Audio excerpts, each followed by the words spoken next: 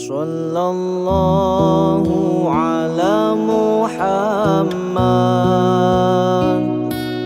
Sallallahu alaihi wasallam, Sallallahu ala Muhammad,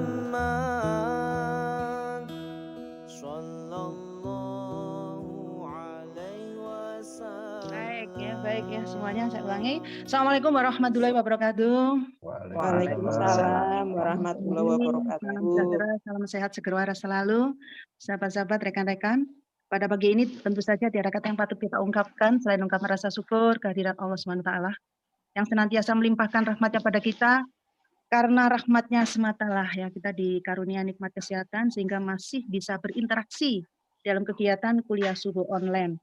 Yang tentu saja pada pertemuan-pertemuan sebelumnya sudah banyak hal yang kita bahas. Dan pada pagi ini kita akan bahas masalah kesehatan, ya, spesialnya masalah mata. Yang nanti akan disajikan oleh rekan kita, sahabat kita, Dr.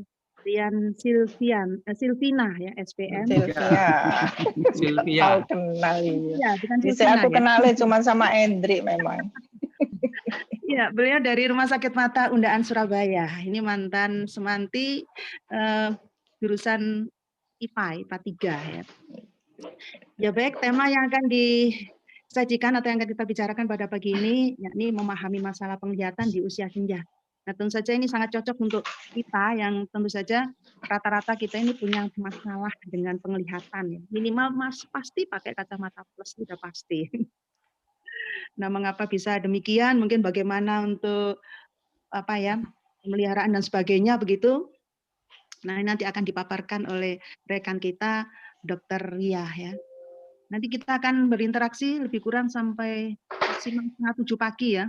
Ya, Mas Hendri ya. Iya, monggo. Begitu. Nah, nanti kami harapkan di sini rekan-rekan juga bisa proaktif dalam interaksi ini, bisa menanyakan berbagai hal yang berkaitan dengan kesehatan mata, mungkin dari pengalaman pribadi atau mungkin dari pengalaman orang-orang yang ada di sekitar kita. Baik, langsung saja kesempatan atau waktu kita serahkan kepada rekan kita Dr. Ria. Namun sebelumnya mari kita awali dengan bacaan basmalah. Mudah-mudahan apa yang kita bicarakan bisa bermanfaat bagi kita semua. Bismillahirrahmanirrahim. Monggo Mbak Rian. Terima kasih. Assalamualaikum warahmatullahi wabarakatuh. Waalaikumsalam. Teman-teman, ya. Alhamdulillahirabbil alamin, kita sudah diberikan nikmat sehat ya sampai pagi hari ini kita bisa saling bertegur sapa dan tidak lupa salam serta salawat kepada junjungan Nabi Muhammad SAW. Terima kasih juga saya sudah diberi kesempatan untuk bisa berbagi sedikit pengetahuan dengan teman-teman semua. Mudah-mudahan nanti apa yang saya sampaikan bermanfaat baik untuk kita maupun mungkin untuk yang ada di sekitar kita. Saya bukan ahli Al-Quran, terus terang, mohon nanti saya dikoreksi, ada beberapa hal yang ingin saya sampaikan. Tapi saya mencoba mencari referensi, ternyata memang ada 18 ayat dalam Al-Quran itu yang menyebutkan tentang penglihatan. Kata yang dipakai adalah al-absor dari kata al-basor yang artinya melihat, dan al-ayun dari kata al-aina yang artinya mata. Yang pada intinya ayat-ayat tersebut itu menyampaikan bahwa yang pertama adalah Allah telah memberikan kita penglihatan agar kita belajar dari apa? Agar kita belajar dari apa yang kita lihat. Dan yang kedua, Allah memerintahkan pada kita bahwa agar kita bisa mensyukuri karunia tersebut. Dan yang ketiga, Allah ternyata juga mengingatkan pada kita bahwa ternyata masih sedikit di antara kita yang mensyukuri karunia penglihatan yang diberikan kepada kita. Nah, kalau sementara banyak orang mengatakan mata adalah jendela dunia, karena memang dengan mata kita bisa melihat keindahan dunia, tapi sekaligus melihat hal-hal yang tidak indah sama sekali mungkin ya, seperti adanya bencana, kemudian kejahatan, kemaksiatan, kekerasan, semua yang mungkin jauh dari apa yang kita harapkan. Dan dalam surat An-Nur ayat 44 disebutkan bahwa sesungguhnya apa yang demikian itu terdapat pelajaran besar bagi orang-orang yang mempunyai penglihatan. Nah, ternyata kita diperintahkan memang untuk melakukan sesuatu dan belajar dari apa yang kita lihat. Karena sesungguhnya pendengaran dan penglihatan semua itu akan dimintai pertanggungjawaban. Maka menjadi kewajiban kita juga untuk mensyukuri dengan cara menjaga dan menggunakan penglihatan kita yang dikaruniai oleh Allah Subhanahu wa taala. Ya, sebagaimana dalam surat An-Nahl 78 yang artinya bahwa Allah telah berikan pendengaran, penglihatan dan hati agar kamu mensyukuri, agar kamu bersyukur. Nah, yang paling memotivasi saya untuk bisa berbagi adalah ayat-ayat yang ada dalam As-Sajdah ayat 9, Al-Mu'minun 78 dan Al-Mulk 23.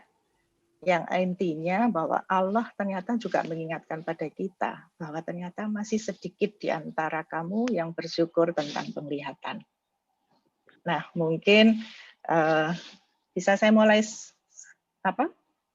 share screen ya. Monggo. Oke. Belum. Screen start. Oke. Ya. Cek dulu. Yap.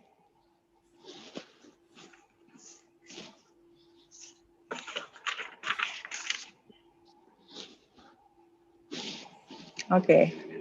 Sudah bisa lihat ya? Siap. Sudah ya? Oke. Ya.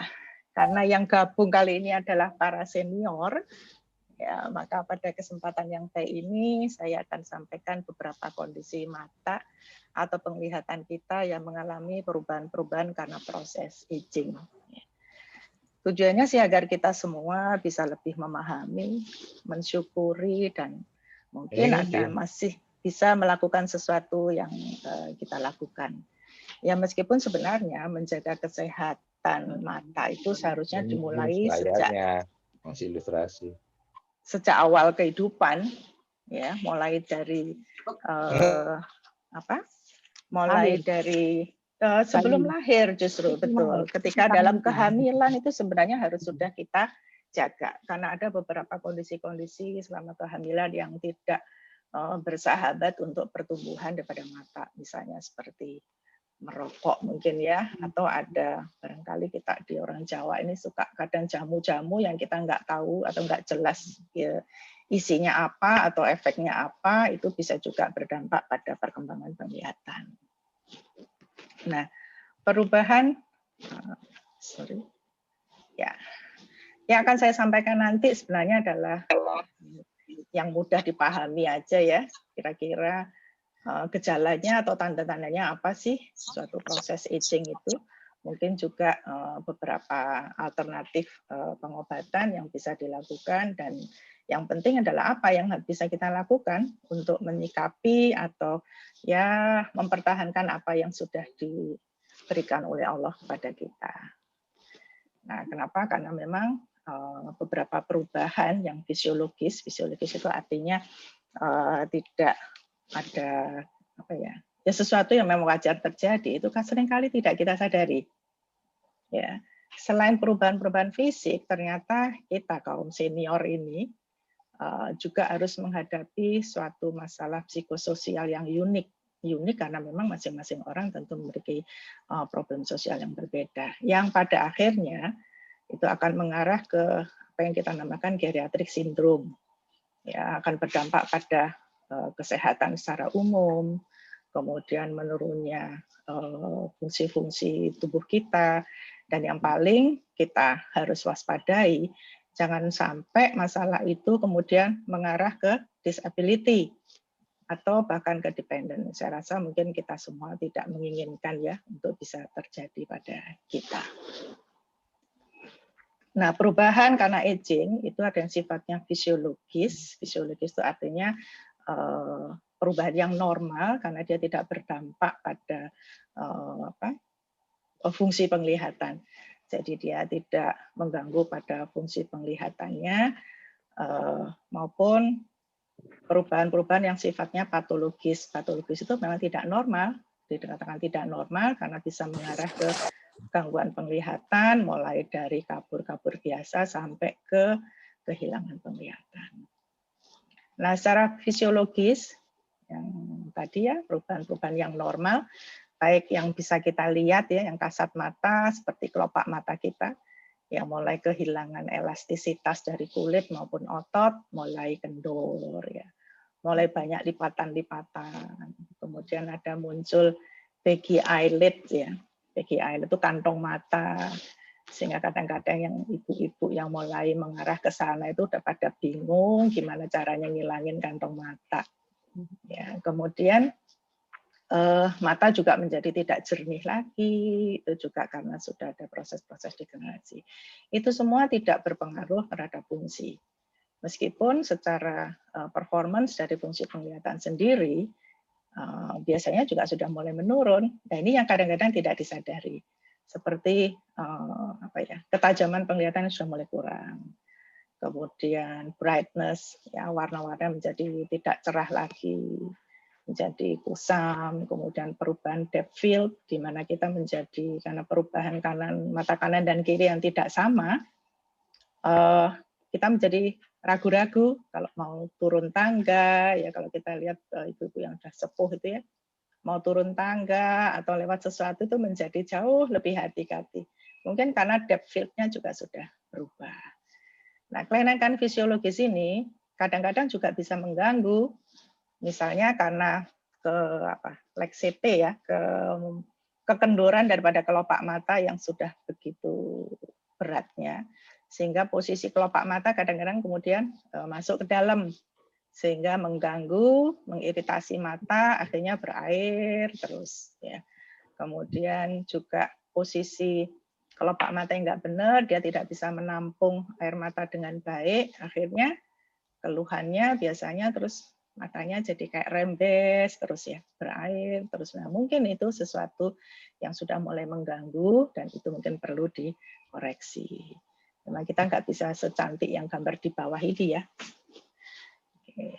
Nah, presbiop, ya ini adalah beberapa kelainan fisiologis yang mungkin bisa saya sampaikan karena ini juga sering membuat risau beberapa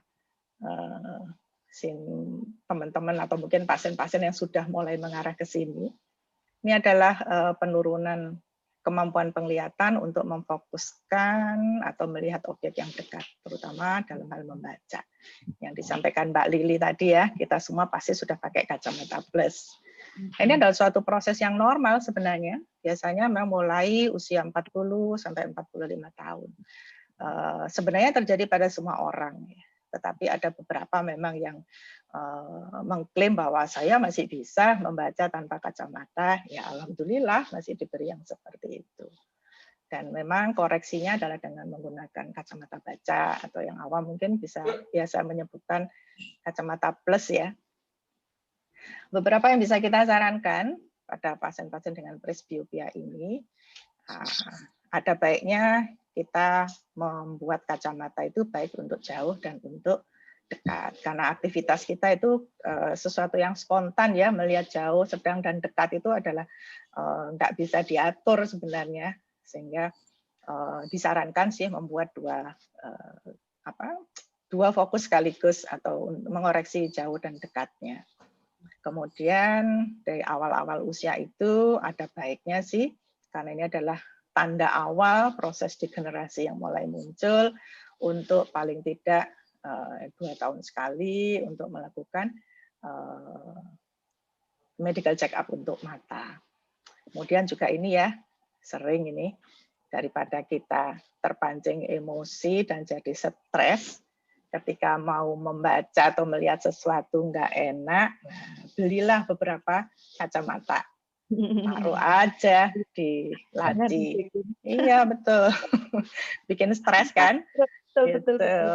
Jadi beli aja itu kacamata yang murah-murah, ada yang 50 ribuan itu ya. Itu boleh asal sesuai ukurannya, karena kacamata taruh aja di mobil satu, di kantor satu, di tas belanja satu, dikalungkan. Gimana kalung? Dikalungkan ki ketok tuweke kayak nenek mbah-mbah ojo lah. Nah, keluhan yang sering juga floaters. Nah, apa itu floaters? Floater adalah something float di pandangan kita, sesuatu yang melayang-layang. Mungkin dari teman-teman sudah ada barangkali ya yang mengalami. Ini disebabkan karena vitreous collagen breakdown, sesuatu proses yang normal, jadi penuaan dari jaringan vitreous. Kalau kita masih ingat anatomi dulu ya, kita belajar biologi mungkin 40 tahun lalu, vitreous itu adalah isi di dalam bola mata. Atau bisa juga karena penyakit-penyakit tertentu. Nah, karena kebanyakan ini adalah proses yang normal dan biasanya kan hilang secara spontan, meskipun ada beberapa yang menetap. Ya. Tapi juga bisa, ini adalah suatu warning sign, suatu tanda bahaya, ya, kemungkinan terjadinya kehilangan penglihatan yang memerlukan pemeriksaan lebih awal. Nah, sehingga yang dilihat biasanya kalau yang normal itu adalah adanya benda-benda atau ya sesuatu yang melayang-layang ya, yang bergerak-gerak ketika mata kita juga bergerak. Biasanya berupa seperti kayak rambut, kayak sawang-sawang. Biasanya pasien mengeluhkan sesuai dengan persepsi pasien, biasanya transparan atau bisa juga berupa bintik-bintik hitam-hitam. Biasanya dia mengira seperti ada mimik ya, kalau kita tahu lalat bukan, tapi yang kecil kayak mimik ya kalau kita dulu. Nah, karena memang sebagian besar adalah normal, seringkali kita tidak memberikan pengobatan apa-apa karena memang nggak ada obatnya. Itu proses yang fisiologis, ya. Dan kadang-kadang kalau untuk membuat rasa sugesti pasien bahwa itu diperhatikan, kadang-kadang kita berikan ya mungkin food supplement semacam itu. Tapi kita harus menjadi lebih hati-hati ketika floaters itu disertai dengan keluhan penglihatan kabur. Jadi kalau ada floaters tapi penglihatan kita oke-oke saja, insya Allah itu enggak apa-apa. Tapi ketika floaters itu kemudian disertai penglihatan yang buram atau adanya flashing of light, ya. Flashing of light itu melihat seperti ada kilatan-kilatan cahaya. Nah, itu biasanya adalah tanda awal adanya tarikan atau traction ya, stretching dari retina. Retina itu selaput saraf mata ya, kita masih ingat pastinya. Jadi ketika ada stretching, maka akan ada beberapa sel daripada retina itu yang terlepas, dan yang lepas itulah yang kemudian menjadi something fluid. Nah, kalau disertai dengan ini, terutama pada mereka yang mempunyai minus tinggi ya, miopia tinggi, maka ini adalah suatu tanda bahaya. Karena itu mungkin saja itu adalah sign adanya robekan daripada retina yang bisa berdampak pada kebutaan. Atau jika floaters itu kemudian menjadi progresif, nah yang biasanya 1, 2 gitu ya, kadang-kadang muncul, kadang-kadang hilang, itu mungkin masih normal. Tapi ketika menjadi makin banyak, jadi seliwerannya makin banyak, kadang-kadang serawut-serawut kayak rambut, itu juga suatu flag sign ya.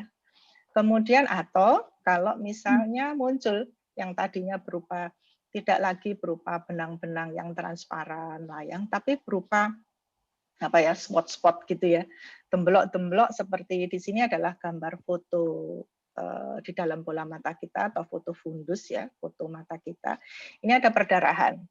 Nah, kalau perdarahan tentu saja akan menghalangi. Bentuknya bisa macam-macam. Tapi biasanya demblok-demblok tidak lagi berupa serabut-serabut bening seperti yang normal.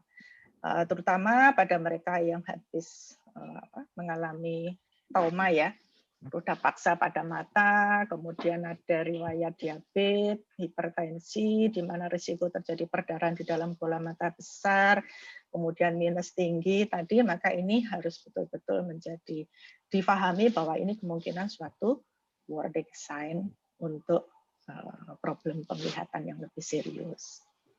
Dry eyes atau mata kering. Nah, kelainan ini yang paling ya saya manusia biasa ya. Kadang-kadang juga pegel juga ya. Bisa membuat pegel pasiennya maupun pegel dokternya.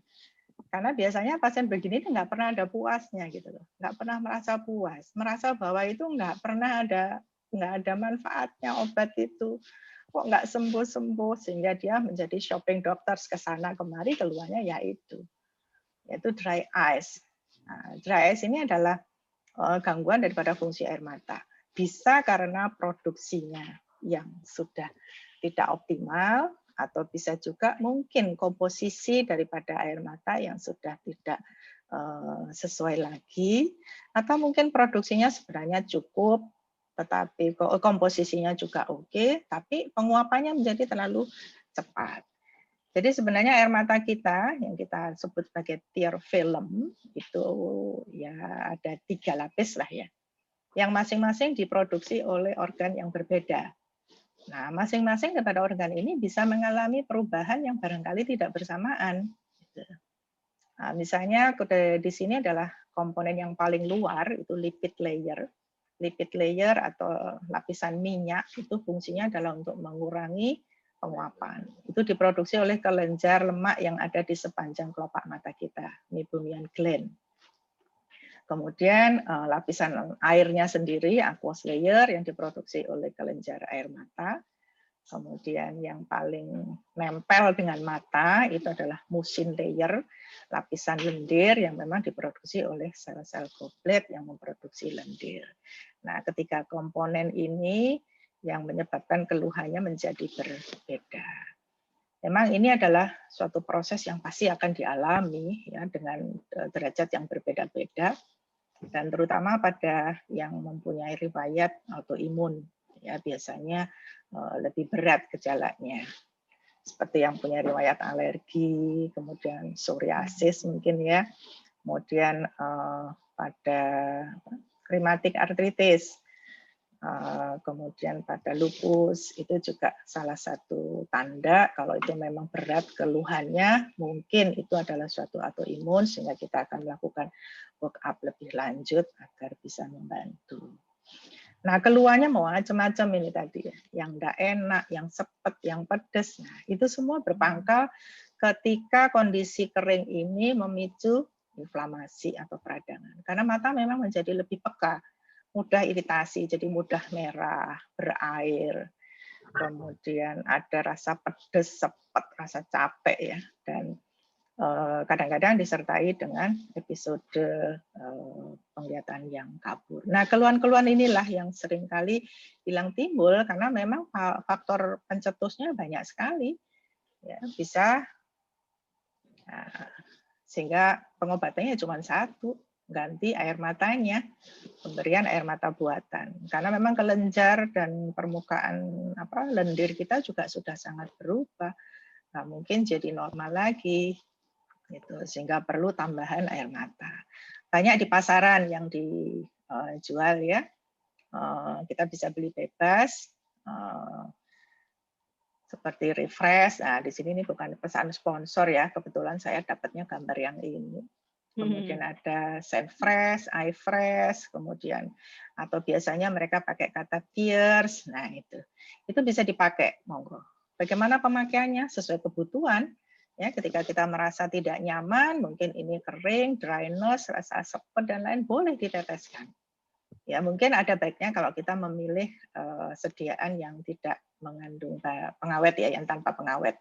Sekarang sudah mengarah ke sana karena memang pemakaiannya akan jangka panjang dan berulang, mungkin ada baiknya. Tapi kalau yang masih awal-awal tidak terlalu berat, mungkin tidak harus memakai yang tanpa pengawet atau preservatif. Kemudian penggunaan kacamata itu juga bisa membantu. Ada kacamata khusus sih, seperti Google gitu ya, bahkan di situ ada diisi cairan begitu ya di rimnya itu, yang dia akan merilis atau penguapannya itu akan membantu kelembapan. Biasanya kita berikan pada pasien-pasien yang memang gejalanya berat sekali, atau pemasangan pungtal plak. Pungtal plak itu sumbatan pada saluran air mata, pembuangan air mata. Tujuannya sih supaya air mata yang ada di situ tidak cepat menguap, jadi lama bertahan di situ. Nah, pemberian obat-obat atau pilihan terapi ini ya tentu saja tergantung pada kondisi apa yang menyebabkan dry eyes-nya menjadi mengganggu. Kemudian, nah kalau tadi adalah perubahan fisiologis yang sering, nah sekarang saya ingin juga menyampaikan perubahan-perubahan yang sifatnya patologis atau yang tidak normal. Karena bisa berpotensi menyebabkan gangguan penglihatan, baik yang permanen maupun yang tidak permanen. Katarak ya, kita sudah familiar sekali ya dengan istilah katarak. Katarak sebenarnya adalah proses penuaan pada lensa kita, ya, perubahan daripada kristalin lens yang menyebabkan lensa itu menjadi keruh yang bisa menyebabkan gangguan penglihatan. Ya, bervariasi gangguannya tergantung pada seberapa berat proses kekeruhan yang terjadi. Dan mulainya kekeruhan itu juga bermacam-macam, ya. Ada yang mulai dari bagian sentral, ada yang mulai dari bagian pinggir, ya, macam-macam bentuk katarak. Sehingga keluhannya juga bervariasi sekali. Yang utama biasanya keluhannya ya burem. Nah, buremnya itu khas biasanya. Buremnya itu seperti berkabut, nah kayak mendung gitu ya. Seringkali pasien menyebut seperti itu. Dan ini terjadi pada setiap orang memang. Jadi nggak usah khawatir ya, kita semua seperti rambut kita yang tadinya hitam semua, bening, cantik, jadi putih berubah. Nah lensa kita juga begitu. Ya.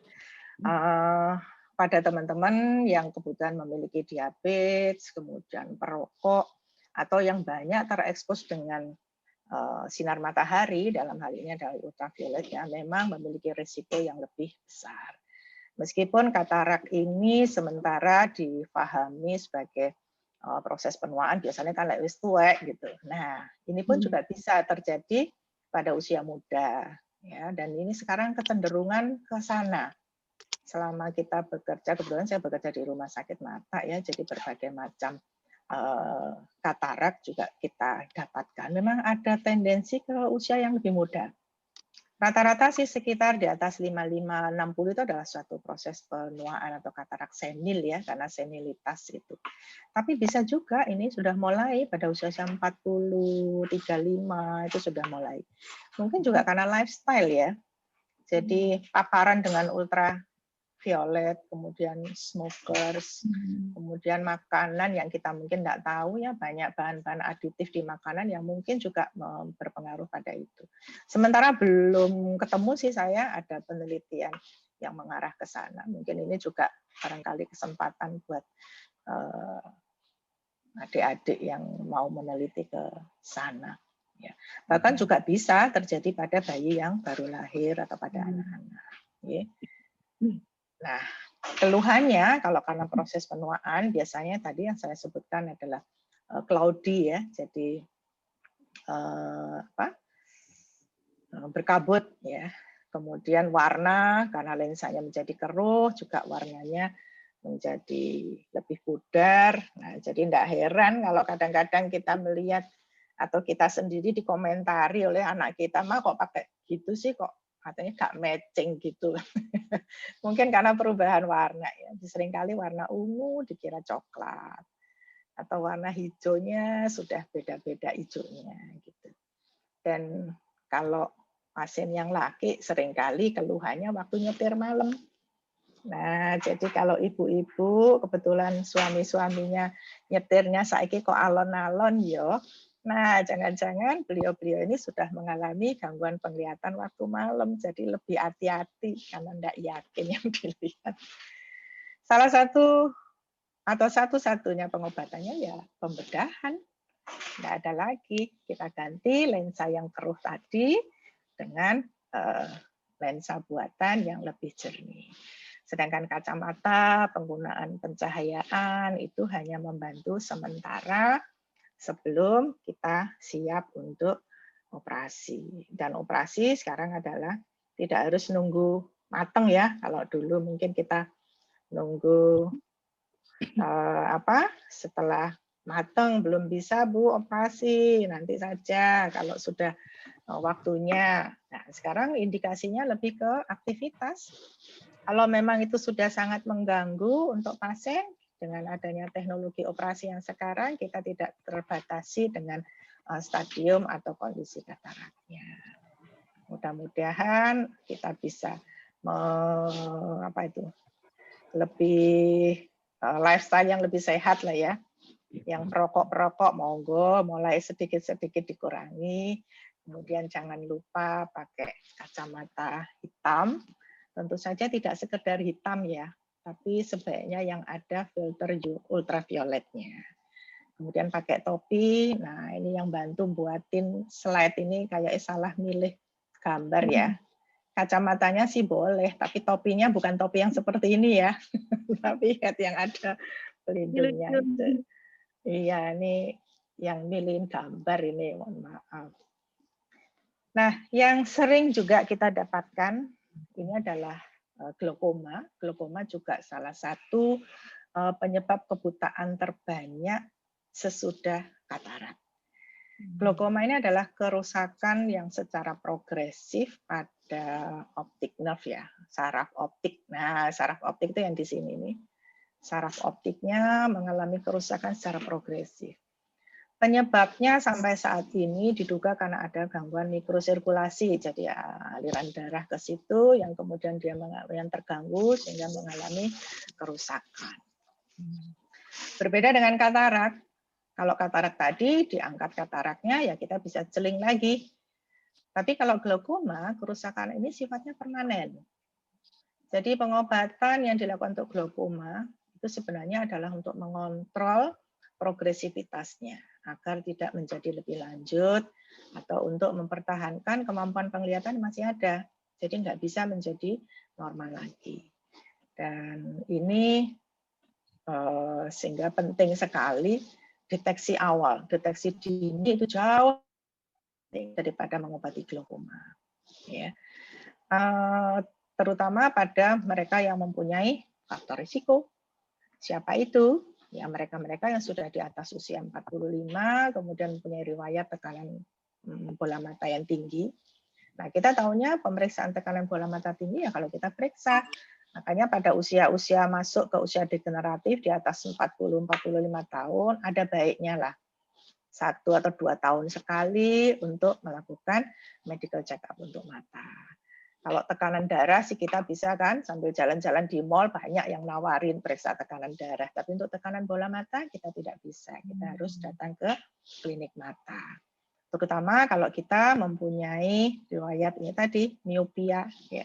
Miopia itu mata minus, hipermetropia, ada diabetes, ada hipertensi, kemudian penggunaan steroid jangka panjang. Nah, ini sering kita dapatkan. Ya. Mereka itu tidak menyadari.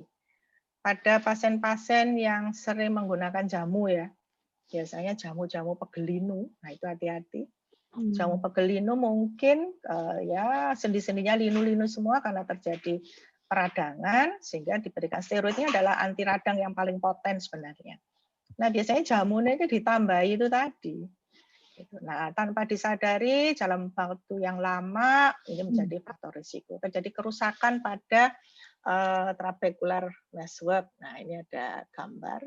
Nah, di daerah sininya yang mengalami kerusakan karena pemakaian steroid jangka panjang ya di daerah situ. Kemudian riwayat trauma dan pada mereka yang di keluarga ada riwayat glaukom, ini perlu mewaspadai kelainan glaukoma ini. Nah, gejalanya itu bisa terjadi serangan akut. Kalau terjadi serangan akut, ini akan mudah sekali kita kenali. Karena glaukoma ini menjadi nyeri sekali, ya bahkan sampai nyeri kepala yang hebat, bahkan sampai muntah-muntah pasien. Nah, kemudian matanya merah, berair, kabur, nah itulah tanda-tandanya. Ya, jadi kalau ada yang mengalami seperti nyeri kepala hebat, jangan lupa dicoba. Si ketok aku enggak ya belereng enggak ya aku. Jadi itu mungkin saja kita bisa mengalami serangan akut. Atau beberapa pasien bisa mendeskripsikan ketika melihat seperti halo. Nah, seperti halo-halo itu seperti apa sih? Ya gambaran ini, gambaran pelangi gitu. Nah, kalau saya dulu waktu masih ya bimbing itu biasanya mereka menanyakan ke pasien, ada melihat seperti pelangi? Ya pasien ini tolak-toleh, kayak apa sih pelangi? Jadi gambarannya adalah seperti ini ya halo. Nah, ini kebetulan musim hujan. Kalau kita berkendara, kaca mobil kita yang lagi basah, kita malam nyetir, kacanya basah, coba dilihat deh di lampu yang ada di jalan. Maka kita akan melihat halo itu. Seperti pelangi di sekitar lampu. Nah, itulah halo.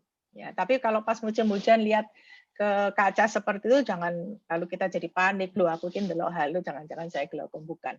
Ya, glaukoma yang akut disertai nyeri, kabur, melihat halo, itulah tanda-tanda akut. Ini merupakan emergensi untuk mata, harus segera. Ya. Nah, yang keluhan yang lain bisa kronik. Nah, kronik ini justru yang berbahaya. Kalau tadi yang akut mudah sekali kita mengenali sehingga pertolongannya juga menjadi lebih awal, prognosisnya jauh lebih baik. Tapi kalau yang kronik ini nggak ada tanda apa-apa, ya nggak ada keluhan, nggak ada nyeri. Nah, tahu-tahu secara kebetulan kita temukan waktu pasien datang dengan keluhan buram. Nah, ternyata sudah lanjut. Sehingga glaukoma juga di beberapa literatur disebut sebagai pencuri penglihatan karena kita nggak kerasa kalau ini adalah gambaran bagaimana seseorang yang mengalami glaukoma yang sudah lanjut penglihatannya seperti apa ya, maka gangguannya lebih dari bagian pinggir ya. Nah, dari bagian pinggirnya ini mulai pelan-pelan gelap jadi yang terang cuma bagian tengahnya saja. Nah, pengobatannya ada beberapa pilihan. Salah satunya adalah obat-obatan. Nah, obat-obatan ini karena fungsinya adalah untuk mencegah sesuatu yang progresif, maka memang harus seumur hidup. Ya, seumur hidup harus patuh dengan obatnya. Ada obat-obat tertentu yang waktunya sudah ditentukan karena memang efektivitasnya paling tinggi di jam-jam tertentu. Nah, ini yang seringkali menyebabkan kegagalan pengobatan. Compliance daripada pasien yang sangat rendah. Kalau kita sudah menghadapi yang seperti itu, jadi pertimbangannya ya pembedahan bisa menggunakan laser atau mungkin konvensional, jadi pembedahan biasa. Ya, pada mereka yang kita perkirakan mengalami kesulitan untuk pengobatan, biasanya yang sendirian, nggak ada ngingetin waktu pakai obat, sehingga disiplinnya menjadi sangat kurang, ya kepatuhannya kurang, atau kesulitan untuk mendapatkan obat karena ini seumur hidup. Ya, maka pilihannya adalah pembedahan. Nah, ini pembedahan yang paling akhir yang kita lakukan. Paling akhir bukan berarti paling baik. Paling akhir itu ketika obat udah nggak bisa mengontrol, laser, pembedahan laser atau bedah konvensional nggak bisa lagi, maka pilihan terakhirnya adalah pemasangan drainage tube. Jadi dipasang selang di dalam bola matanya yang untuk memperlancar pembuangan cairan mata atau humor aqueousnya untuk mengontrol glaukomanya.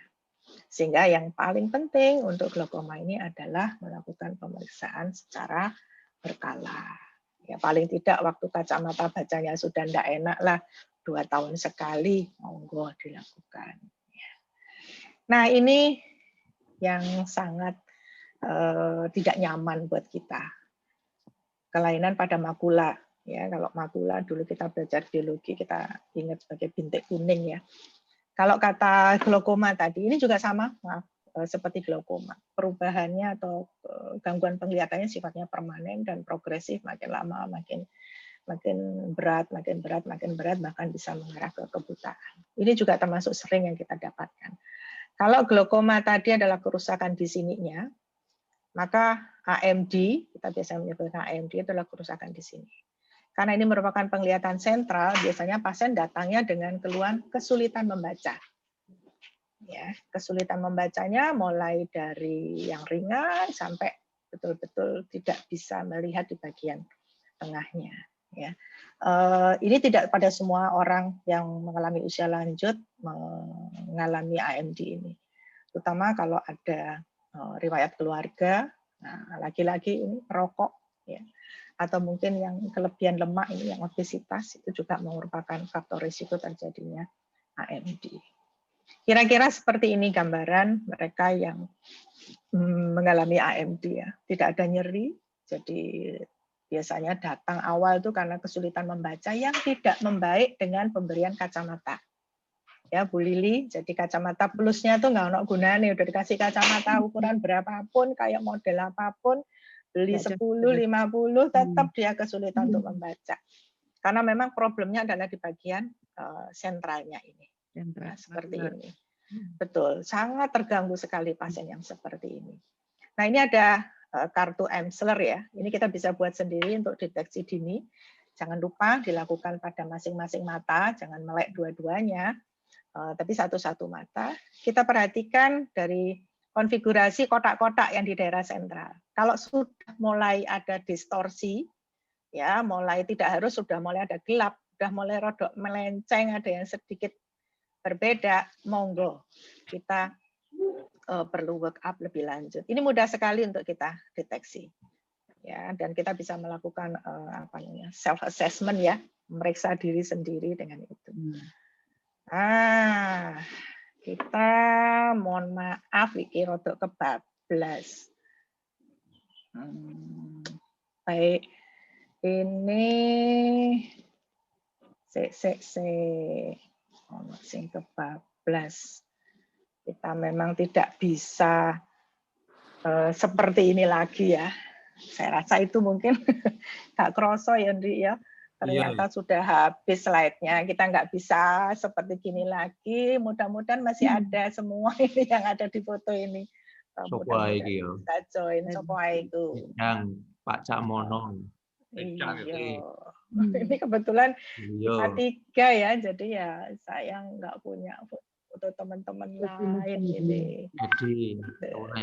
Dan yang penting ya, nikmati saja, syukuri, jaga yang lebih baik agar kita tetap tetap happy, manfaatkan dengan anak cucu, ya, nikmati semuanya, lakukan yang bisa kita lakukan sebisanya. Iki wis mari, Ndri, tapi aku gak iso mateni, ya apa iki, Ndri? Ya apa iki, Ndri? Waduh. Stopnya, stop straight. Sebentar, masalahnya ra iso metu, Ndri. Iki barang anyar, sik gurung patiso. Iki Pak. Sorry. Iya, tak klik kok gak iso metu, ya, Ndri, ya. Stop share. Oke. Kira-kira seperti itu yang bisa kita sampaikan. Mudah-mudahan bermanfaat dan kita tidak termasuk salah satu di dalamnya. Iya, oke. Baik, rekan-rekan berikan aplaus dulu dong ya untuk Dokter. Oke, matur nuwun. Ya baik, ya banyak hal tadi yang sudah kita dapatkan, ya, kaitannya dengan berbagai permasalahan yang mungkin bisa melanda kita atau sekitar kita, kaitannya dengan usia yang sudah masuk di usia senja. Tadi Pak catat ada 7 kalau nggak salah tadi. Ada mata, ada presbiopia, ada floaters, kemudian dry eyes, ada katarak, glaucoma, dan tadi yang terakhir ada AMD, ya. AMD. Semuanya bisa saja menjangkiti kita, ya, kaitannya dengan usia yang sudah semakin senja. Baik, Dokter Ria, sebelum ke rekan-rekan, ya, untuk memberikan ini feedback begitu, saya mau tanya nih, boleh ya diawali, ya? Boleh, monggo. Kita kan sudah masuk usia senja nih, ya. Karena banyak berbagai problem kaitannya dengan penglihatan, mungkin diberikan bagaimana, ya, treatment rutinnya gitu loh, rutinitas untuk pemeliharaan mata supaya kalau si mata panda sudah pasti, ya, menjangkiti kita. Tapi yang lain-lain itu kan mungkin bisa ada pencegahan secara umum untuk treatment rutinitas pemeliharaan mata secara rutin untuk usia kita ini. Yang harus kita lakukan setiap hari. Bagaimana, Dokter? Terima kasih. Karena Sebenarnya nggak ada terapi khusus ya, treatment khusus. Kecuali kalau kita memang, yang khusus itu ya kalau kita memang ada problem itulah yang harus kita antisipasi sesuai dengan yang seharusnya. Tapi pada dasarnya jaringan mata atau mata kita adalah organ sebagaimana organ lain, ya harus dipelihara. Dia butuh nutrisi, ya berikan nutrisi yang baik. Dan problem-problem mata lebih banyak karena proses degenerasi itu ya kalau kita melihat lebih dalam lagi itu sebenarnya adalah perubahan kemampuan metabolisme sel-sel. Ya, karena proses oksidasi yang berlebihan. Nah, proses oksidasi itulah yang kita cegah. Salah satunya dengan mungkin mengkonsumsi antioksidan. Antioksidan itu tidak harus dalam bentuk obat. Antioksidan alamiah itu banyak sekali, seperti sayur-sayuran, buah-buahan, ya hampir semua itu pasti ada maknanya. Ya, terutama kalau kita yang udah usia senja begini, itu yang mengandung lutein. Jadi kalau misalnya kita kebetulan nggak begitu suka, kadang-kadang seusia-usia begini ini asam urat juga sudah mulai dada-dada ya, sudah mulai masuk. Sementara yang banyak mengandung lutein dan antioksidan itu sayur-sayuran yang berwarna hijau gelap kayak sawi, bayam, gitu ya, kangkung. Sementara mereka yang sudah diinguk sama asam urat, nah itu kan nggak boleh makan itu. Itu kan bisa meningkatkan asam urat. Ya kita barulah kita pakai suplemen-suplemen yang buatan, ya banyak yang ditawarkan, ada yang kimiawi buatan, ada juga yang di label katanya dari bahan alamiah, dari buah-buahan, monggo saja. Terutama yang mengandung antioksidan, AEC dan lutein terutama ya, kita mungkin perlu asupan itu. Ya. Perlu enggak setiap hari ada ini yang khusus untuk mencuci mata itu? Tidak, yang mencuci mata itu sebenarnya hanya semacam antiseptik. Mungkin kita perlu kalau memang aktivitas kita banyak di luar, sehingga ada kemungkinan kita terekspos dengan ya bahan-bahan iritan, sehingga perlu di wash out lah seperti itu ya. Kalau dulu kita pakai Burwater yang kita kenal ya, nah itu Burwater sebenarnya sudah nggak disarankan lagi. Kenapa? Karena pH-nya nggak stabil. Jadi Burwater atau boric acid itu mudah sekali menguap, sehingga konsentrasinya kalau komponen airnya sudah menguap menjadi tinggi, malah menyebabkan iritasi pada mata, sehingga tidak disarankan. Kalau sekarang di pasaran itu ada Irins, nah itu isinya antiseptik aja untuk wash out. Ya. Satu lagi untuk kebersihan selain penggunaan mencuci mata. Nah, kalau tadi masih ingat gambar yang di dry ice ya, yang kelenjar mebum, kelenjar minyak yang ada di sepanjang kelopak mata. Nah, itu persis seperti kulit kita. Kalau kemudian lemaknya berlebihan yang dikeluarkan akan temblok-temblok di di pangkal-pangkal bulu mata. Jadi seperti ketombe. Tumpuan seperti ketombe gitu di pinggir bola mata. Nah, itu akan memicu rasa tidak nyaman. Akan nutupi muara kelenjar mebum sehingga dia tidak bisa memproduksi lapisan minyak dengan baik. Maka cucilah waktu kita cuci muka itu ya, ada konsentrasi atau perhatian sedikitlah di sekitar ini bulu mata ya, rotok merem-merem sidik, kiap-kiap sidik. Nah, digosok sekitar situ supaya kotoran yang ada di pangkal bulu mata menjadi bersih. Kemudian juga kebiasaan. Nah, ini gadget ya. Kita sekarang kalau saya lihat bukan yang muda-muda aja yang kecanduan gadget. Nenek-nenek yang sudah lanjut ya hiburannya sekarang gadget. Iya, bangun tidur udah begitu. Betul. Ketika kita melihat, terutama untuk lihat dekat, itu sebenarnya otot akomodasi ya, otot yang merubah kecembungan dan kecembungan daripada lensa itu berkontraksi.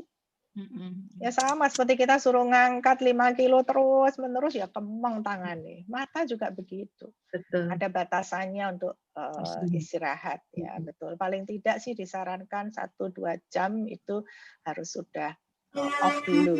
Ya, off-nya nggak perlu lama-lama sih, 5-10 menit kemudian start lagi monggo. Nah, itu mungkin Mbak Lili yang Terima bisa saya kasih. Terima sampaikan. kasih, Bu Ria. Biasanya berikutnya silakan rekan-rekan yang lain mungkin ada. Assalamualaikum warahmatullahi wabarakatuh. Waalaikumsalam. Semoga Apa disampaikan kabar? namanya siapa nih? Namanya siapa? Halo. Nah, Apa kabar? baik. Alhamdulillah. Dokter Namanya Ria. dong. Anu apa? IPA Nah. 4. Anu. Empat ya tonggo dhisik ya. Iya. Aku eling kelasnya itu kan kelas IPA 1, IPA 2, IPA 3 itu jejer Di gitu. IPA bawah. 4 itu Iya, mencar sendiri nyimpang. gitu di sana. Ini yang ingin saya tanyakan, Dong, kasih nama. Namanya Iya. dulu. Namanya Umi Zakia. Oh, Umi. Oke, silakan Mbak Umi. Ya, ya, gini, Mbak Ria, Dokter Ria, Ria, Wis, Ria aja lah, iya. Ria, itu panggilan yang keren. Iya. Ria aja, enggak usah. Seumuran paling nggak apa-apa. Seumuran, iya. Ya. Ria aja deh. Ini, saya itu kan minus ya, minus dan plus. Jadi min plus. kalau ya min plus gitu ya, min plus. Jadi ketika baca harus pakai kacamata plus. Nah, ketika melihat ke depan harus min gitu, harus min gitu. Saya pernah membeli kacamata itu bermacam-macam. Yang jelas itu yang paling mudah itu kacamata yang plus gitu Ria. Maksudnya itu apa ya? Karena baca ya setiap kali harus kadang-kadang kalau yang min itu enggak diperhatikan gitu. Kan lebih banyak membacanya gitu. Nah, tapi pernah satu saat beli kacamata itu yang dua-duanya gitu, yang kalau kita melihat ke lurus itu minus ya, kita untuk kacamata jalan, yang kemudian yang baca itu juga sama gitu. Tapi begitu mata itu jadi berubah gitu. Setelah beberapa saat tak pakai terus ya, karena katanya kan bisa mengurangi gitu, minusnya bisa mengurangi, positifnya juga nggak akan bertambah gitu. Tapi enggak juga ternyata. Matanya itu jadi juga agak gitu, agak kenceng gitu, agak kemeng lah istilahnya tadi itu kamu bilang itu kenceng gitu, kemeng gitu ya. Nah, begitu saya terus mungkin karena kelelahan sering tak copot gitu ya. Padahal ya terus terang memang kacamata ini loh ya sudah dengan prescribe dokter juga juga enggak yang ini gitu, yang maksudnya itu yang enggak biasa gitu. Terus akhirnya ya sudah karena lelah ya, setelah beberapa jam dipakai lelah gitu, tak copot terus ini aku pakai yang biasa aja kalau mau baca gitu harus pakai yang plus gitu. Tiap kali gitu. Itu beda, mata itu responnya beda. Kenapa ya? Ya, itu kayak gitu. Iya. Ini Terima infonya. kasih. Saya boleh jawab langsung aja ya, Mbak Lili. Iya. Jadi keluhan itu sering memang kita dapatkan ya dari pasien, mungkin juga bukan Mbak Umi Zakia aja, banyak ya. Jadi kacamata baca itu atau ketika kita sudah memasuki usia degeneratif tadi, memang diberikan dengan lebih dulu mengkoreksi jauhnya. Jadi kalau yang jauhnya masih normal, ya masih bisa sih pakai kacamata baca saja. Tapi kalau yang kebetulan jauhnya juga sudah tidak normal, seperti tadi katanya ada minus, maka ya jauhnya dikoreksi dulu, diberikan kacamata minus, kemudian ditambahkan, namanya adisi. Ya, kalau barangkali sempat ada yang ngintip resep dokternya itu ada adisi, diberikan plusnya. Nah, ada beberapa bentuk kacamata. Jadi ada yang memang jauh saja atau monofokal, kemudian ada yang bifokal, jadi fokusnya dua, untuk fokus jauh dan fokus dekat.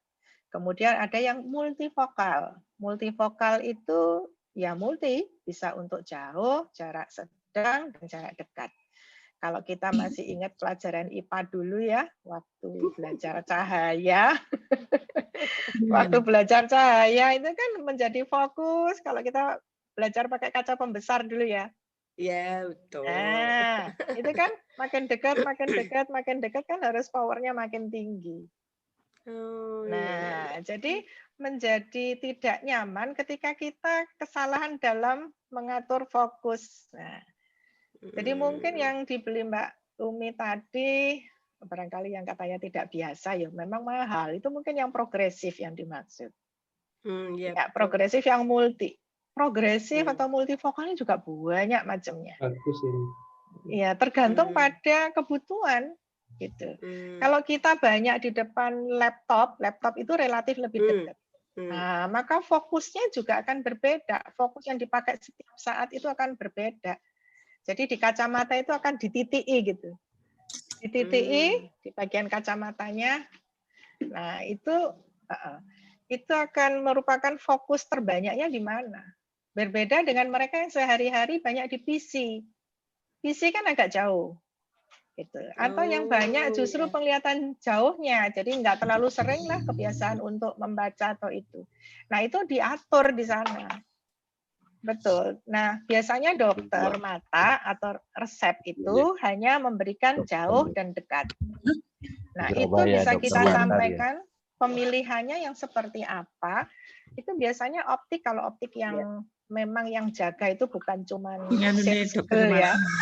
Hmm, Bukan hanya sales girl-nya saja atau sales boy-nya, bukan cuma sekedar jual, tapi dia optician, dia akan tahu ibu aktivitas sehari-harinya seperti apa.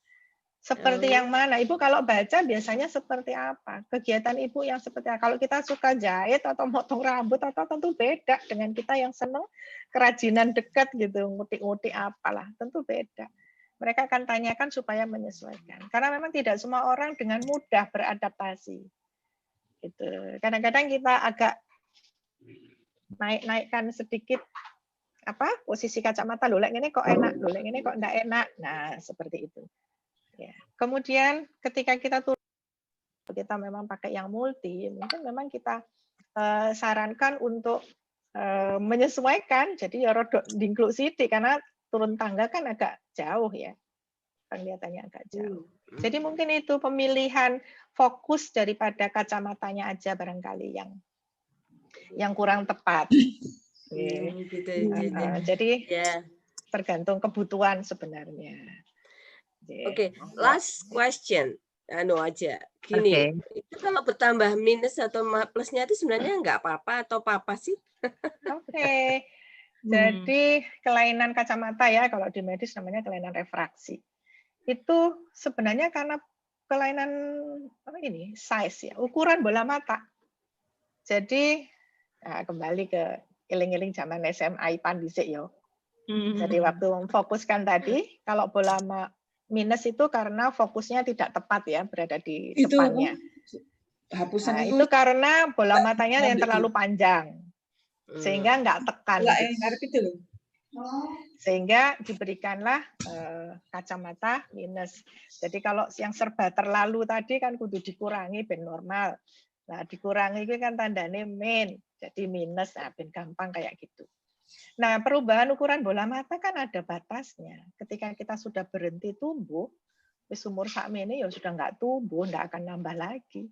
Kalau toh nambah biasanya karena pengaruh daripada otot akomodasi ya paling sekitar 1/4 setengah itu masih wajar. Jadi kalau plus itu tadi perubahan kemampuan otot yang mencembung dan menipiskan lensa tadi ya, otot akomodasi. Dan sedangkan kalau plus itu akan terus bertambah dengan bertambahnya usia. Kenapa? Karena kemampuan otot kita semakin lama semakin menurun. Nah, kalau menurun ya harus ditambah, dibantu, diadisi, diedit gitu.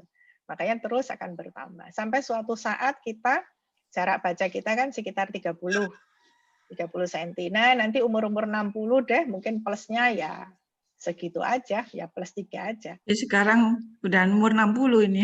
Nah, 60 ya plusnya ya segitu-segitu aja. Minusnya mungkin 3 saja ya? bisa mengalami 3. ya plus 3. Betul, 3. Nah, kalau minusnya mungkin saja bisa mengalami perubahan juga, tapi bukan karena pertumbuhan. Kan udah sempat di umur-umur berapa dulu ya? 30, 40 kan relatif nggak berubah sama sekali kan minusnya. Betul. Karena kita udah nggak tumbuh lagi. Berbeda dengan usia perkembangan pada anak-anak. Nah ini mungkin juga ya sudah mulai punya cucu, anaknya mungkin wis gak usia perkembangan lagi cucu. Nah itu masih ada sih di masyarakat itu yang mengatakan bahwa nggak usah dipakai kacamatanya, nanti mudah tuman, mudah kebiasaan, jadinya tergantung pada kacamata. Sebenarnya ya karena dia kurang, dia perlu dibantu. Begitu alat bantunya dilepas ya kurang lagi. Dan itu masih akan terus bertambah sampai dia berhenti usia pertumbuhan. Kira-kira usia 16-17, nah itu mulai stuck, mulai stabil. Jadi gitu Mbak Umi. Jadi kalau Terima di kasih. tempat Terima kasih. ini Assalamualaikum. Tanya ini. Berikutnya tempat diiming-iming tadi ya sama optiknya, ini enggak akan nambah minusnya, enggak akan nambah plusnya, ya enggak lah. Selama kita belum 60 ya Udah, pasti enggak, ini plusnya akan rebutan tanya. nambah. Gitu. Iya. Assalamualaikum. Matur nuwun. Waalaikumsalam. Assalamualaikum warahmatullahi wabarakatuh. Mau tanya nih, Ya, berikutnya siapa nih? saya ya, Disebutkan namanya. Yulia. Mbak Yulia. Ya, Mbak Ya. Yulia, silakan. Ya, terima kasih Bu Dokter Sylvia ini. Aku Materinya sangat sangat Ria gitu aja. iya, wis tetap cantik ini, Pak. Baik, ini masalah usia senja tadi. Saya mengalami yang pernah diperiksa di klinik mata itu katanya menderita bola mata kering ya. Jadi kalau lihat presentasinya harus ditetesi pakai obat tetes tadi ya. Nah itu kalau pemakaian terus-menerus dalam kurun waktu tetes itu tadi, dalam kurun waktu bertahun-tahun ya kita kan bola mata keringnya akan terusan, itu ada efeknya atau tidak, atau harus ada yang mengurangi bola mata kering itu ya. Itu pertama ya. Sekalian ini borongan. Kedua, kita ini kan ini profesinya lihat laptop ya, tiap hari sekarang kuliah daring ya, mulai pagi sampai sore. Nah itu kan tidak bisa dicegah ya.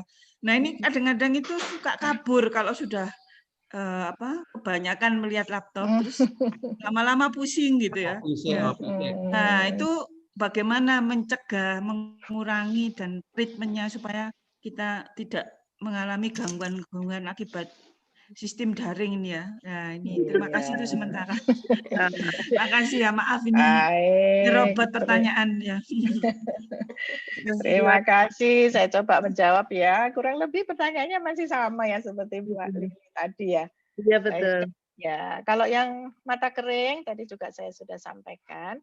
Karena memang produksi kelenjar kita, kemudian yang sudah berkurang, itu ya sesuatu yang termasuk yang harus disyukuri. Ya, memang berkurang. Ya, sehingga kita perlu nambahkan kalau itu sudah menyebabkan keluhan untuk kita. Penggunaan air mata sesuai dengan keperluan. Bahkan pada yang berat itu sampai tiap jam mereka harus menggunakan air mata. Kemudian penggunaan jangka panjang insya Allah aman karena itu sebenarnya cairan. Yang menjadi bermasalah ada pengawetnya. Nah, pengawetnya benzoil karbonat. Nah itu biasanya akan merubah pH daripada air mata kita sendiri. Kemudian menjadi terlalu asam sehingga mudah mengalami iritasi, itu juga bisa.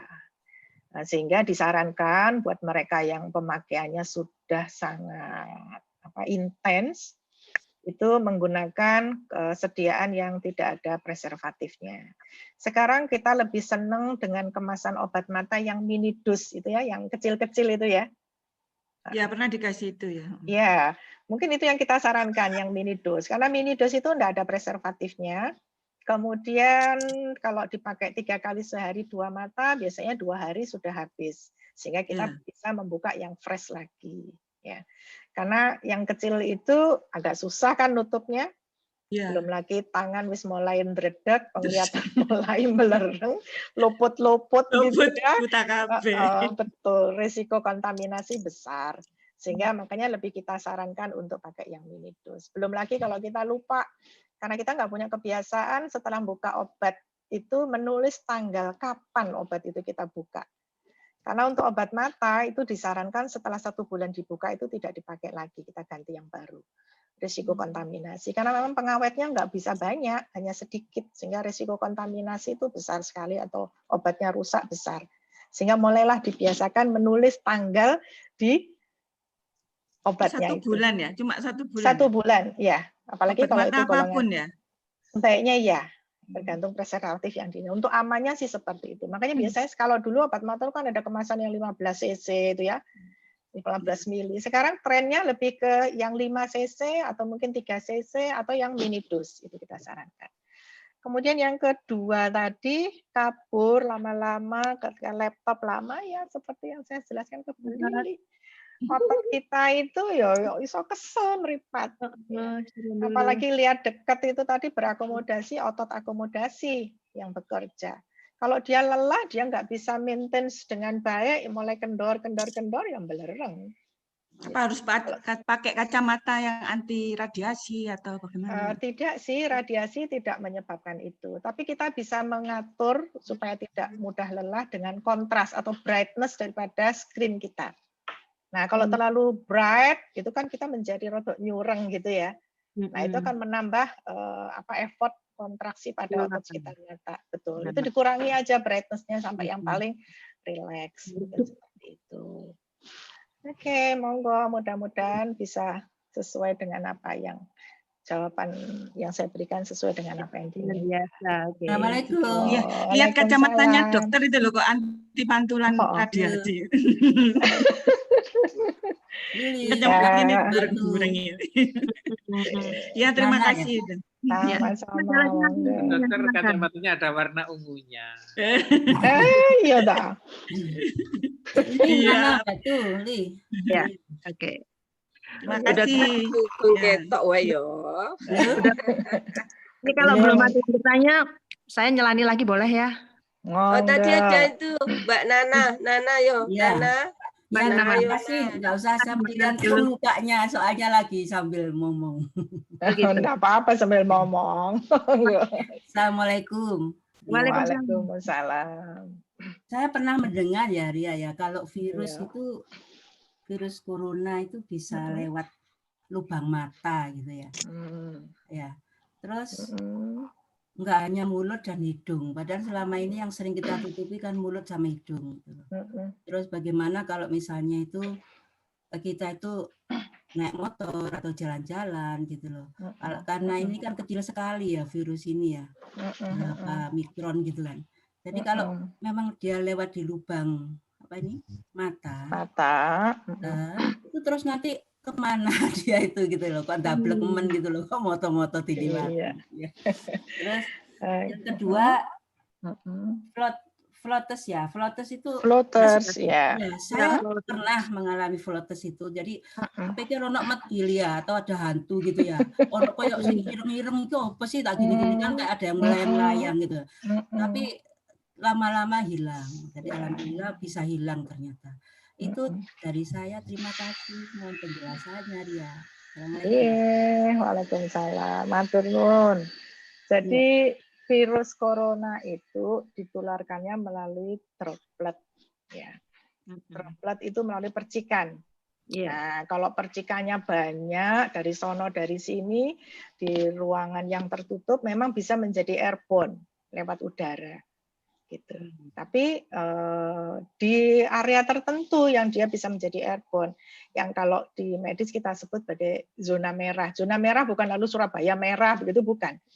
Jadi di lingkungan kerja kita di rumah sakit itu juga sudah dibedakan zonasi.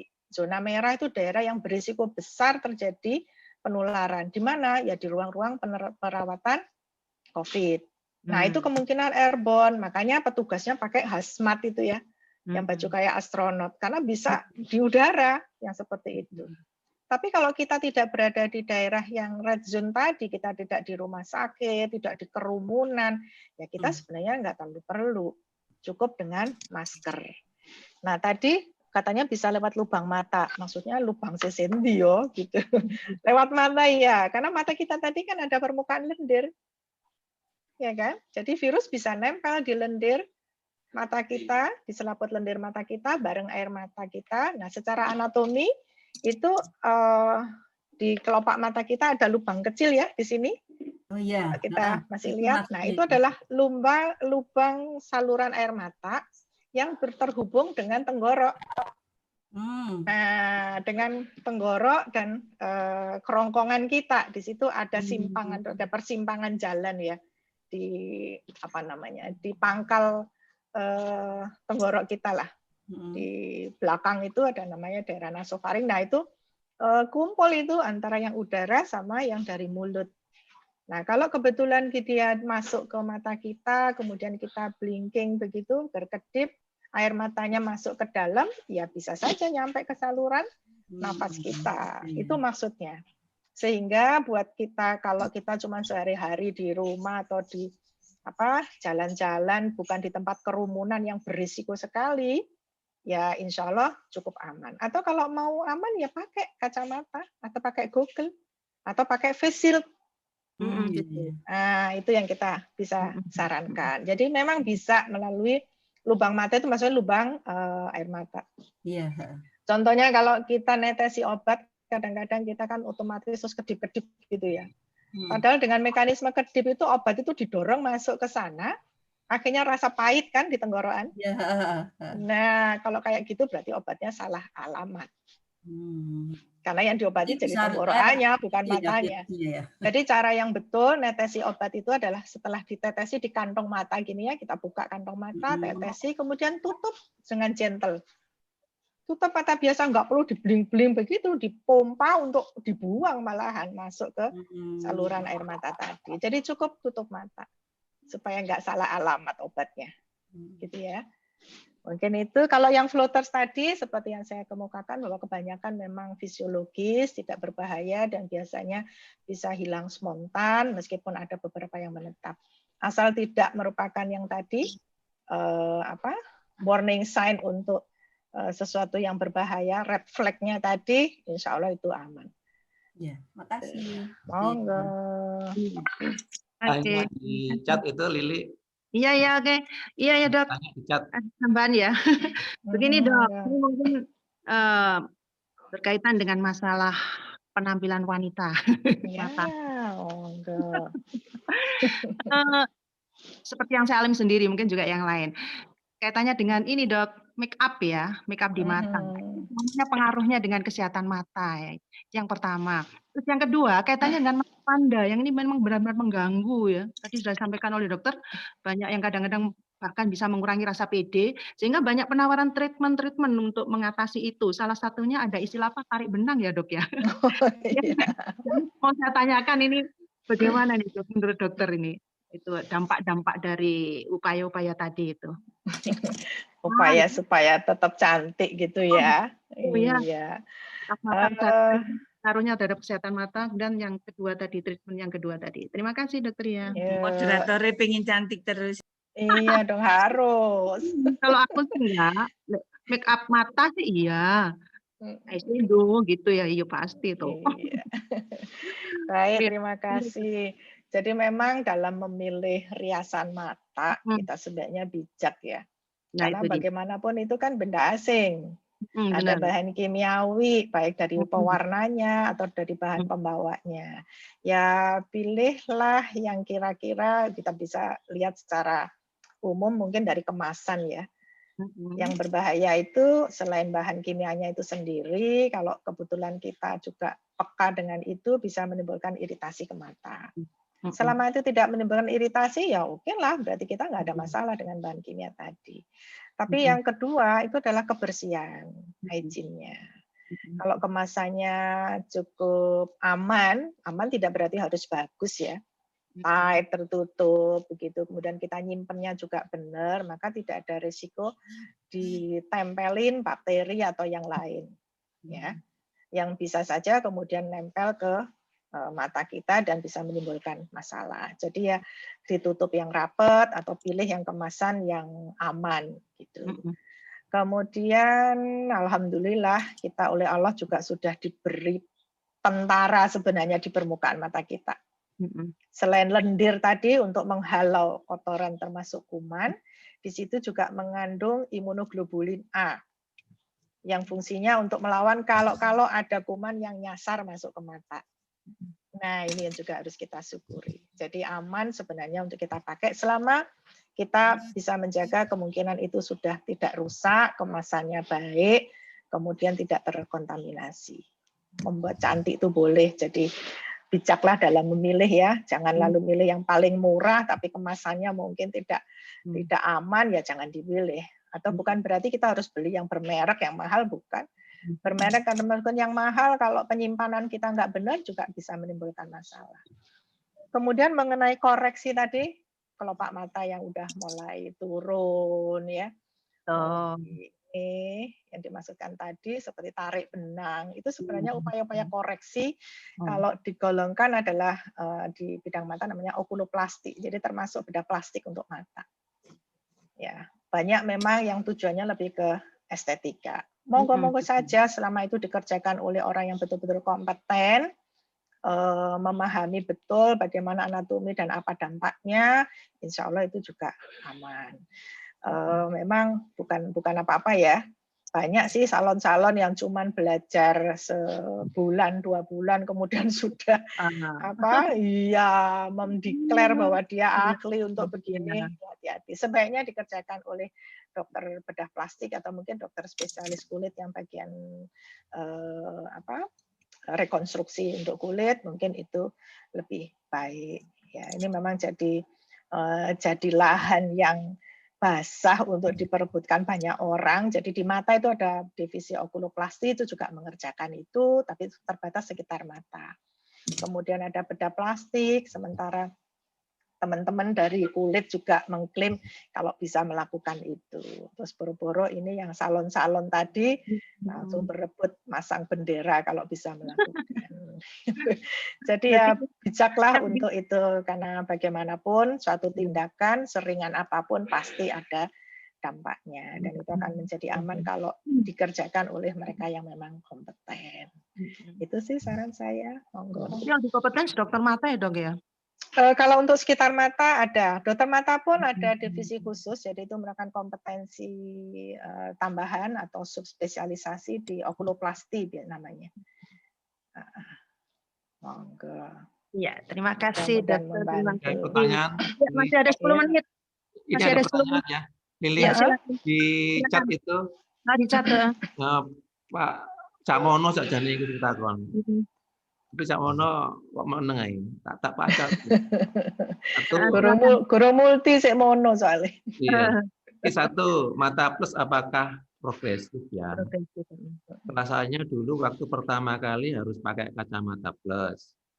Naiknya kok cepat sekali.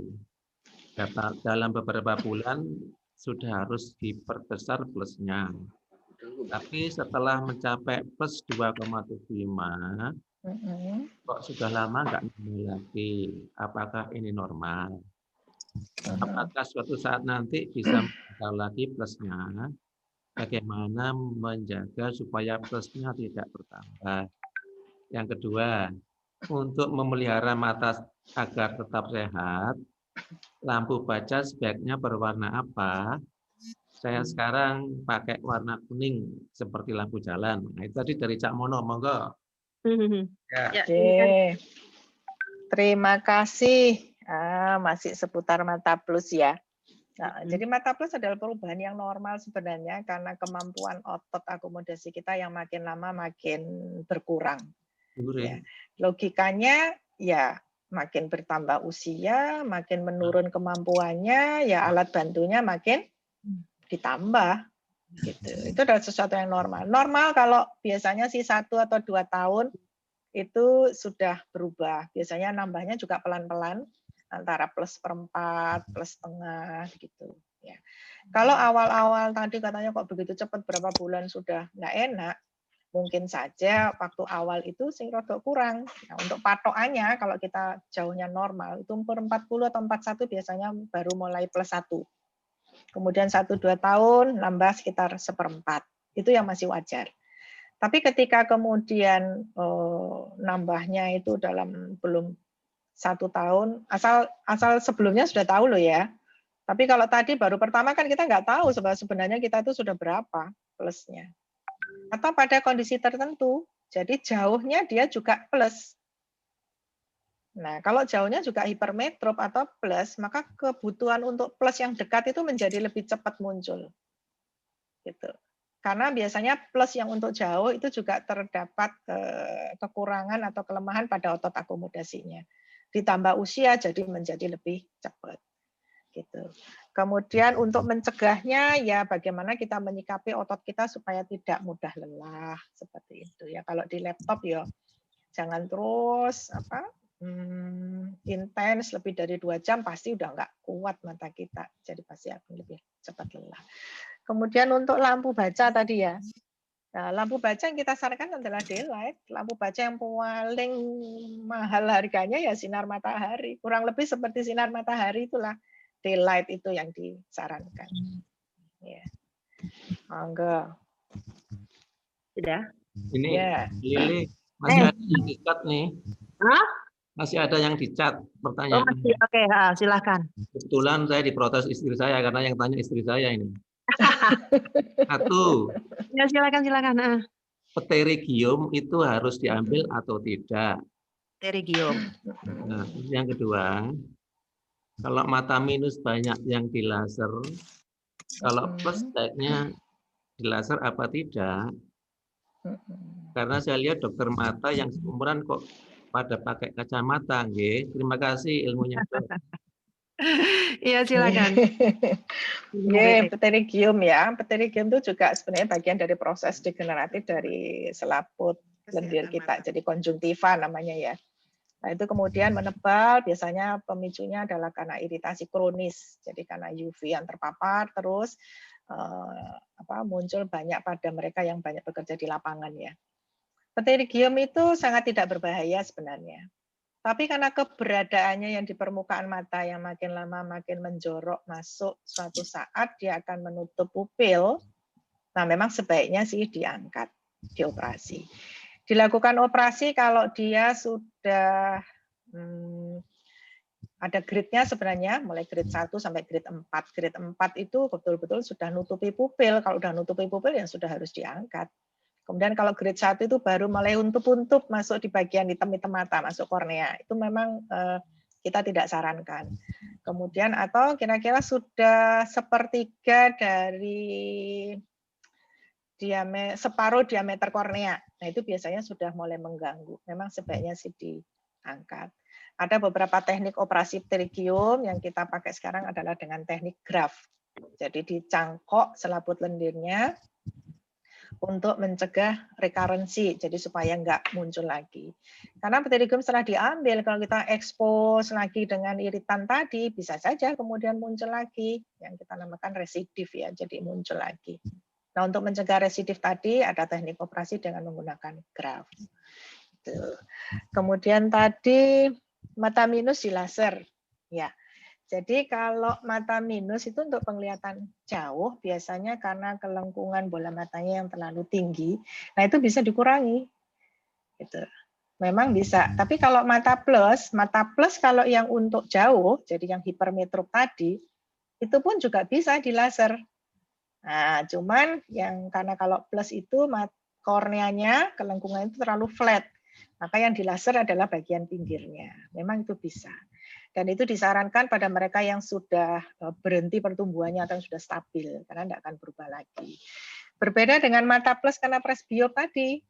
Nah, kalau presbiop itu bukan masalah di korneanya, tapi masalah di otot akomodasi.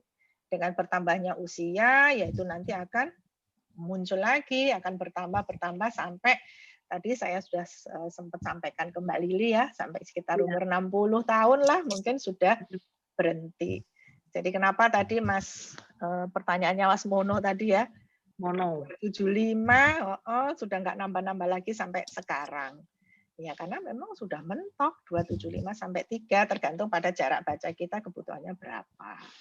Jadi kalau saya juga sering ditanya pasien, dokter mengerjakan LASIK. Ya, saya termasuk surgeon LASIK surgeon lah gitu. Kenapa dokter kok enggak? Saya kan moto tua ini, nanti 1-2 tahun enak, sesudah itu muncul plusnya lagi gitu. Kalau dengan mata tua juga bisa di laser, mungkin saya nomor 1 yang angkat jari untuk minta. Memang ada sudah sebenarnya dikembangkan namanya presbilasik. Jadi lasik untuk mengoreksi presbiop tadi. Tapi menjadi tidak efektif karena itu tadi. akan muncul lagi sehingga nggak laku ya akhirnya tidak berkembang. Mungkin itu Pak Hendri yang bisa saya sampaikan. Kacamata di atas +3 itu nggak ada dah. Yang untuk dekat adisi ya, maksudnya adisinya mentok adalah +3. Kecuali kalau kita jauhnya tadi juga ada plus, misalnya hipermetrop kita ada +2 gitu ya jauhnya. Kemudian harus ditambah +3 lagi. Ya kacamata baca kita sebenarnya ukurannya +5. Gitu. Yang untuk baca +3, jadi mentok ini ya. Saya udah pakai +3. So khawatir jangan minta ilmu. Gak ono S yo S3 loh Yulia. S3. Angka 3 anak selamat loh. Sampun sepuh sangat ya S3 juga. Ini ada Andri, maaf ini ada Yeti nih tak tanya di chat itu. Di chat. Yeti mau sendiri po gimana ya Yet? Yeti apa Yeti? Yeti, Mbak Yeti. Yeti Jakarta. Iya, betul. Yeti. Assalamualaikum warahmatullahi wabarakatuh. Waalaikumsalam. Terima kasih, mohon izin nih saya penyelundup, saya temannya Cuy. Tapi kadang suka ikutan pengajian teman-teman nih, soalnya kayaknya bagus-bagus. Mohon izin bertanya, Dokter Ria. Iya, monggo. Kita ini kan sekarang kayaknya sulit terlepas dari laptop dan handphone, ya, apalagi anak-anak. Nah, itu sebetulnya berapa jam ya kita boleh gitu ada toleransinya mata nih boleh terekspos itu? Ya, itu pertanyaan nomor 1. Pertanyaan nomor 2-nya adalah kalau ada salah satu anggota keluarga kena glaukoma di usia sangat muda, padahal tanpa keluhan hipertensi ataupun diabetes. Nah, itu apakah kami harus worry bahwa yang lain akan juga terkena gitu ya? Dan yang nomor 3, apa kiat yang harus kita lakukan supaya tidak terkena glaukoma ini? Cukup banyak pertanyaannya. Terima kasih banyak teman-teman. Terima kasih Dokter Ria. Terima kasih. Mudah-mudahan saya coba menjawab ya. Kalau tadi penggunaan gadget ya atau laptop lah ya, itu memang ada sebaiknya setiap kalau intens betul itu dalam 1-2 jam sebaiknya ada break. Ya, tetap kalau untuk anak-anak ada rule of 20 ya. Jadi jarak setiap 20 menit kita break 20 detik, kemudian melihat sejauh 20 feet. 20 feet itu kira-kira 5-6 meter. Jadi kalau kita udah capek, ya break dulu. Kalau misalnya pekerjaan banyak gitu, coba upayakan tiap 20 menit kita break dengan merem 20 detik, atau kita lihat jauh, kira-kira 5-6 meter selama 20 detik, kemudian kita kembali. Itu akan bisa memperpanjang risiko kelelahan pada mata. Sedangkan expose kalau terus-menerus itu ya paling tidak 1-2 jam harus sudah break. Breaknya cukup kalau yang seperti itu breaknya yang sekitar 5-10 menit kemudian start lagi monggo. Ya. Kalau teman-teman jeli ya di sini banyak yang pengamat bursa kali ya, bursa efek ya.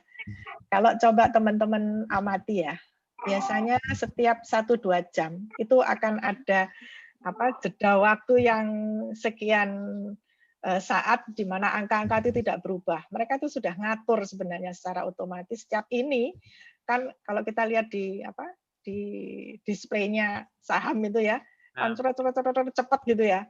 Coba amati. Setiap 1 jam pasti ada yang sekian lama, lebih lama daripada yang biasanya muter.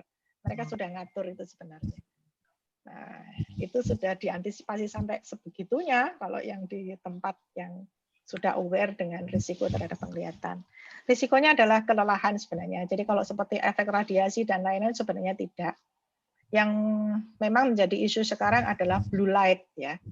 Sinar biru yang keluar dari LED. Nah, blue light itu memang bisa menyebabkan kerusakan yang lebih cepat atau dia mengkonsumsi lutein lebih banyak di daerah makula tadi. Ya, tapi dibutuhkan sangat kecil sekali dan blue light yang dihasilkan oleh screen kita juga kecil sekali dan blue light sebenarnya juga diperlukan dan sumber terbanyak blue light adalah sinar matahari. Jadi nggak usah terlalu takut. Tapi kalau kita khawatir boleh-boleh saja sih mereka ada yang menjual kacamata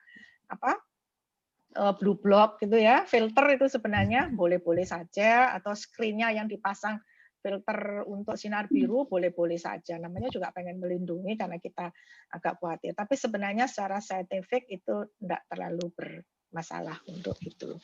Kemudian mengenai tadi ada keluarga usia muda sudah glaukom dan mungkin sudah lanjut. Nah, kalau normalnya glaukoma itu artinya normalnya sebagian besar itu pada usia lanjut memang, maka kenapa di atas 45 kita harus sudah melakukan ya paling tidak medical check up mata awal lah ya untuk screening problem apa kira-kira yang berpotensi ada pada kita.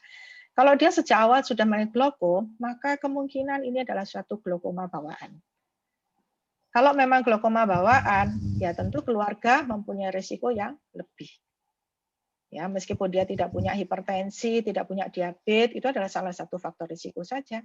Jadi memang secara anatomi barangkali ada yang miss, sehingga dia mengalami glaukom pada usia muda. Atau mungkin dia tadi salah satunya adalah pemakaian obat-obatan golongan steroid yang rutin ya, yang dalam jangka panjang. Gitu. Jadi yang bisa kita lakukan agar terhindar dari glaukom ya deteksi dini. Kalau kita tidak mau mempunyai faktor risiko tadi, ya paling tidak tadi awal usia degeneratif di atas 40, lakukanlah medical check up mata. Itu tadi. Karena ada yang si pencuri penglihatan yang memang nggak ada keluhan apa-apa, tahu-tahu terganggu, begitu dilihat, lah ternyata sudah seperti ini. Itu mungkin mudah-mudahan bisa membantu. Waktunya udah 6:30 lebih nih. Iya. Waduh kayangan. Aduh, siap. Mas Andri ya. Oke, udah cukup. Oke, baik ya. Ini materinya menarik soalnya, jadi berlambat-lambat nggak apa-apa kayaknya. Nih, lihat. Terima kasih Mas Andri. Ini kan ada mitos ya. Ada mitos. Umure luwih dhuwur saka nomor sepatu wis kudu kanggo kacamata. Iso. Ono wae ya Hendri. Iya, sajane banyak ya warningnya ya. Sepatune wis mentok, kacamatane wis mentok. Jadi banyak warningnya yang makanya kita harus mensyukuri apa yang sudah kita nikmati selama hampir 60 tahun atau mungkin ada yang sudah lebih dari 60 tahun. Monggo dijaga buat teman-teman atau anak-anak cucu kita, ayo diingatkan untuk bisa beralih ke pola hidup yang lebih sehat. Mungkin itu yang bisa saya sampaikan. Monggo Mbak Lili. Terima kasih. Sekali lagi berikan aplaus yang meriah begitu ya. Terima kasih. Menarik banget, luar biasa ya. Jadi memang materi ini materi yang berkaitan erat dengan kesehatan mata kita di usia senja. Betul banget. Nah, setelah mencermati paparan tadi, saya pikir membuat kita lebih pede, kita lebih bisa ikhlas menerima kenyataan bahwa usia senja itu ada berbagai kemungkinan masalah di penglihatan. Itu adalah sesuatu yang sangat alamiah begitu. Jadi bisa kita terima secara ikhlas. Namun di sisi lain kita harus tetap melakukan perawatan secara rutin tadi dengan misalnya nutrisi sehat, terus kebiasaan mengistirahatkan mata ya, walaupun di tengah rutinitas pekerjaan yang banyak harus diselesaikan, tetap mata istirahat ini perlu kita perhatikan begitu. Kemudian kalau berkaitan dengan masalah-masalah kecantikan tadi ini perlu juga harus kita pandai-pandai memilih produk yang baik ya. Semua itu demi kesehatan mata kita ya, sehingga walaupun ada berbagai kemungkinan masalah di penglihatan sedini mungkin atau setidaknya kita bisa mengantisipasi begitu. Sehingga nanti sampai pada batas kita dipanggil yang kuasa, nah kita masih bisa mampu melihat dengan baik. Masih bisa melihat dan dunia ini. Amin. Iya. Terima kasih. Doa. Ya, ini untuk supaya apa yang kita bicarakan tadi benar-benar ada kemanfaatannya dan membuat kita bisa lebih fresh ya. Karunia ilahi. Kita akhiri dengan doa. Monggo Mas Hendri, siapa yang dipercaya untuk Pak Ustadz Rifai. Silakan Ustadz Rifai, silakan. Ya. Rifai-nya mana? Ya, lagi. Belum dimut. Oke. Ya. Suara masuk? Ya. Sudah? Oke. A'udzubillahi minasyaitonirrajim. Bismillahirrahmanirrahim. Allahumma sholli ala sayyidina Muhammad wa ala sayyidina Muhammad wa sallim radhiyallahu ta'ala an kulli sahabati Rasulillahi ajma'in. Amin. Walhamdulillahi rabbil alamin. Puja dan puji syukur kami panjatkan kehadirat-Mu ya Allah atas limpahan rahmat dan karunia-Mu selama ini, sehingga pada pagi hari ini kami bisa melaksanakan pengajian secara rutin. Moga-moga apa yang kami lakukan ini Engkau terima sebagai amal soleh, khususnya bagi penceramah yaitu Dr. Ria. Allahumma aflana abwabal khairat wa abwabal maghfirah wa abwabal rahmah wa abwabal jannah. Allahumma inna nas'aluka ridhoka wal jannata wa na'udzubika min sakhatika wa nar. Ya Allah, bukakanlah pintu-pintu kebaikan, pintu-pintu surga, pintu-pintu rahmat, dan pintu-pintu ampunan-Mu. Ya Allah, sesungguhnya kami mohon kepadamu, yaitu keridhaan-Mu dan surga-Mu, dan kami berlindung kepadamu, ya Allah, daripada murkah dan neraka-Mu. Allahumma arham ummata Sayyidina Muhammad, Allahumma aslik ummata Sayyidina Muhammad. Allahumma firil muslimina wal muslimati wal mu'minina wal mu'minatil hayya'i minhum wal amwat. Rabbana ghfir lana wa li walidina warhamhum kama rabbawna shighara.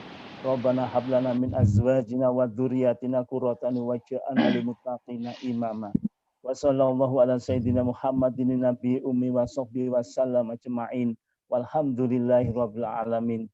Terima kasih. Wassalamualaikum warahmatullahi wabarakatuh. Waalaikumsalam. Mudah-mudahan bermanfaat.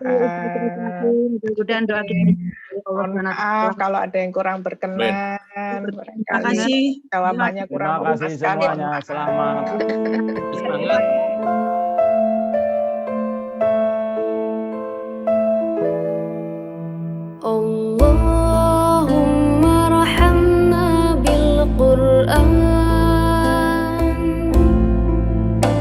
واجعله لنا إماما ونورا وهدى ورحمة. اللهم ذكرنا منه ما نسينا وعلمنا منه ما جهلنا وارزقنا تلاوته آناء الليل وأطراف النهار واجعله لنا حجة يا رب العالمين.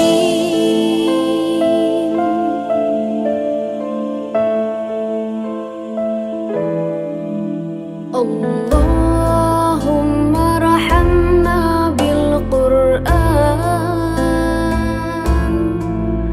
واجعله لنا إماما ونورا وهدى ورحمة. اللهم ذكرنا منه ما نسينا وعلمنا منه ما جهلنا وارزقنا تلاوته آناء الليل وأطراف النهار واجعل